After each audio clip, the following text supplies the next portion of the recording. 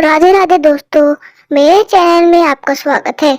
आप पर और आपके परिवार पर राधा रानी की कृपा बनी रहे। चैत्र मास की शुक्ल पक्ष की एकादशी कामदा एकादशी के नाम से जानी जाती है। कामदा एकादशी अर्थात कामनाओं को पूर्ण करने वाली एकादशी। एकादशी का व्रत जगत के पालनहार भगवान श्री हरि विष्णु को समर्पित होता है।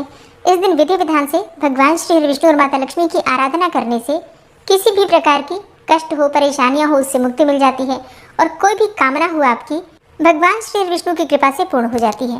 तो ये दिन बहुत महत्वपूर्ण होता है। अगर आप व्रत करते हैं अत्यंत ही श्रेष्ठ है। मान लीजिए व्रत नहीं कर पाते हैं किसी भी कारणवश, तब भी आपको आज के दिन भगवान श्री हरि विष्णु और माता लक्ष्मी की आराधना अवश्य करनी चाहिए।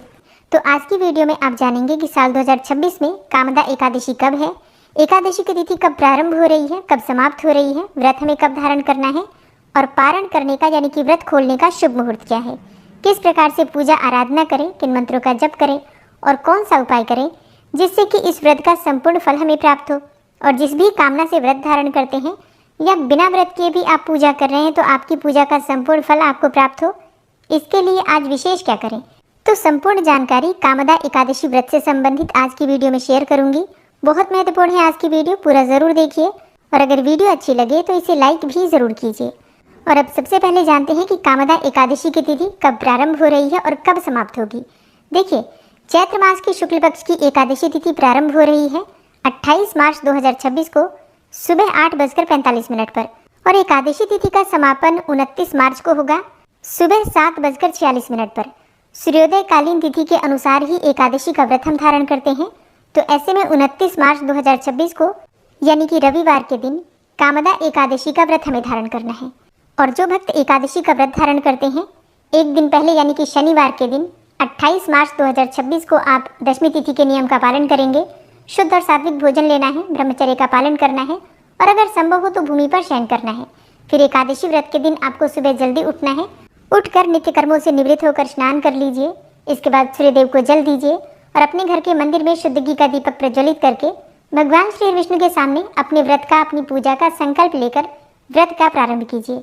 29 मार्च को सूर्योदय काल का समय है सुबह 6:15 पर और सूर्यास्त का समय है शाम को 6:37 पर और सुबह 4 बजे से 5 बजे तक ब्रह्म मुहूर्त है।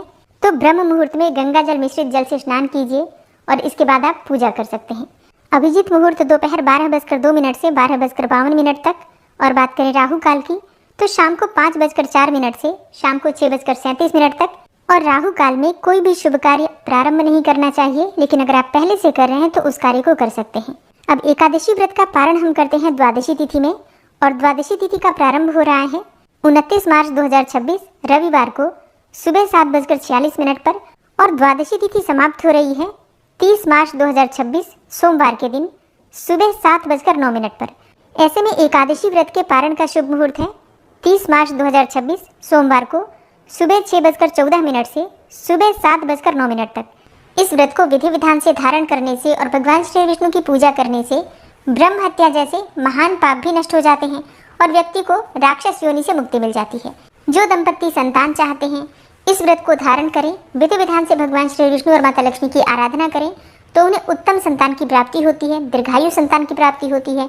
और जिनकी संतान है अगर वो इस व्रत को धारण करते हैं, भगवान श्री विष्णु की पूजा करते हैं तो उनकी संतान की आयु लंबी होती है और संतान को सफलता की प्राप्ति होती है। सबसे बड़ी बात, इस व्रत को धारण करने से आपकी संतान आज्ञाकारी होती है, भगवान श्री विष्णु की पूजा में और उनके ध्यान में तत्पर रहने वाली भी होती है। और संतान अगर अच्छी हो जाए तो फिर अपना जीवन तो सफल हो ही जाता है।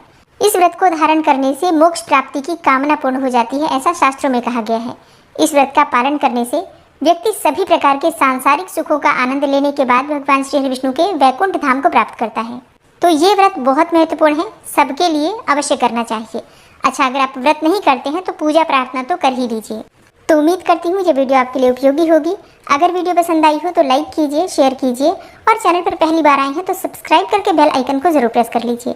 इससे ये होगा कि इस चैनल पर जो नई वीडियो अपलोड होंगी उनकी नोटिफिकेशन आपको सही समय पर प्राप्त होगी। मिलते हैं आपसे अगली वीडियो में, तब तक के लिए जय श्री राधे।